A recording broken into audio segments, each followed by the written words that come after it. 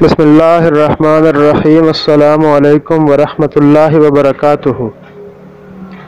قبلہ امیر المجاہدین علامہ حافظ خادم حسین رضوی صاحب اور پیشوائے اہل سنت قبلہ پیر محمد افضل قادری صاحب کو 8 فروری 2019 کو انسداد دہشت گردی کی عدالت میں پیش کیا گیا۔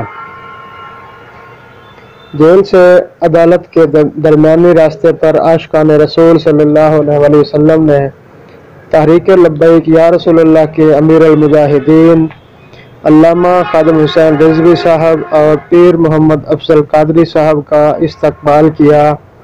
روڈ کو خوشبو سے معطر کر دیا، ہر طرف پھول ہی پھول نچھاور کیے گئے۔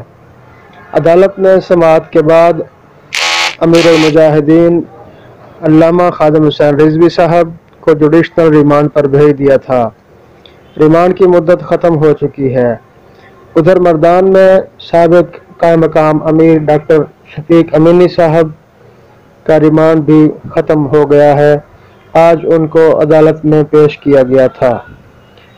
16 فروری بروز ہفتہ کو امیر المجاہدین علامہ خادم حسین رضوی صاحب اور قبلہ پیر محمد افضل قادری صاحب کو انسداد دہشت گردی کی عدالت میں پیش کیا جائے گا اور انشاءاللہ ضمانتوں پر سماعت ہوگی۔ ہمیں عدالتوں پر مکمل بھروسہ ہے کہ انشاءاللہ باری تعالی 16 فروری 2019 بروز ہفتہ کو قائدین کی رہائی کی نوید لے کر آئے گا۔ لبیک لبیک لبیک یا رسول اللہ، تاجدار ختم نبوت، زندہ باد زندہ باد زندہ باد۔